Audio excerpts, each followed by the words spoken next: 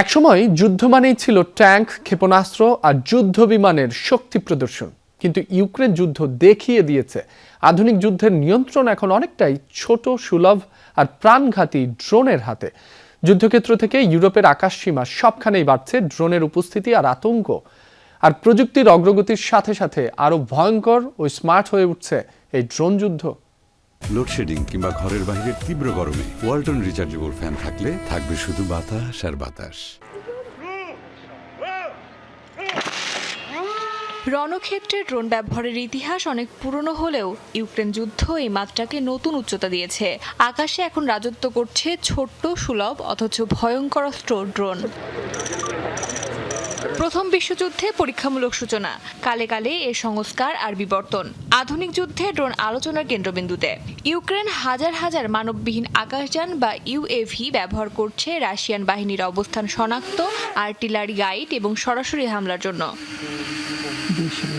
যুদ্ধের শুরুতে ছোট ড্রোনের ব্যবহার ছিল বিচ্ছিন্ন ও অনিয়মিত, কিন্তু এখন ইউক্রেনের প্রায় প্রতিটি ব্রিগেডে রয়েছে ড্রোন অ্যাসল্ট ইউনিট। সবচেয়ে আলোচিত হয়ে উঠেছে এফপিভি বা ফার্স্ট পারসন ভিউ ড্রোন। মাত্র কয়েকশো ডলারের এই ড্রোন বিস্ফোরক বহন করে সরাসরি ট্যাঙ্ক, বাংকার এবং সামরিক যানবাহনে আঘাত হানছে। ছোট হলেও এদের নির্ভুলতা এত বেশি যে অনেক ক্ষেত্রে প্রথাগত আর্টিলারিকেও ছাড়িয়ে যাচ্ছে। তবে ড্রোন যুদ্ধ এখন আর শুধু ইউক্রেন সীমান্তেই সীমাবদ্ধ নয়। ইউরোপের আকাশ সীমাতেও একের পর এক ড্রোন অনুপ্রবেশের ঘটনা বাড়ছে।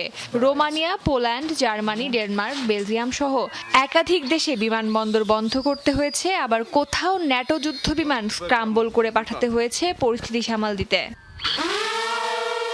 ন্যাটোভুক্ত দেশগুলো এখন রাশিয়ার তৈরি বা ইরান অনুপ্রাণিত ড্রোন মোকাবেলায় ব্যবহার করছে অত্যাধুনিক যুদ্ধবিমান F-35, F-16 এবং প্যাট্রিয়ট আকাশ প্রতিরক্ষা ব্যবস্থা। ফলে এই সস্তা ড্রোনগুলো ধ্বংস করতে খরচ হচ্ছে কয়েক গুণ বেশি ডলার। যুদ্ধক্ষেত্রে আরেকটি বড় পরিবর্তন এসেছে ইলেকট্রনিক ওয়ারফেয়ার বা ইডব্লিউ প্রযুক্তির কারণে। এই সিস্টেমগুলো ড্রোনের যোগাযোগ সংকেত জ্যাম করে নিয়ন্ত্রণ বিচ্ছিন্ন করে দিতে পারে। কিন্তু পাল্টা হিসেবে ড্রোন অপারেটররা এখন নতুন ফ্রিকোয়েন্সি রিলে ড্রোন এবং সিগন্যাল রিপিটার ব্যবহার করছে, যা তৈরি করছে এক ধরনের প্রযুক্তিগত ক্যাট অ্যান্ড মাউস যুদ্ধ।